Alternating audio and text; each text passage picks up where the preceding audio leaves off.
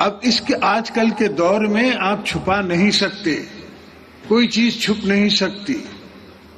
अभी अगर आप बीबी कार्ड पे पैसे कम करने जाएंगे, वो थर की औरतें मारेगी, गांव से औरतें निकलेंगी और वो हड़ताल करेंगी।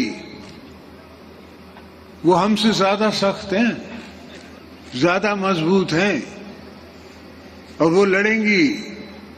फिर ये आप को जो हम भेज रहे हैं 1400 मेगावाट 900 मेगावाट बिजली भेज रहे हैं आपको फैसलाबाद के लिए, ये कायम अली शाह साहब का तोहफा, ये नहीं मिलेगा।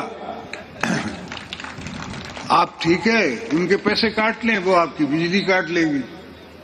आप हमारी गैस ले जाएं, हम कुछ और कर लेंगे।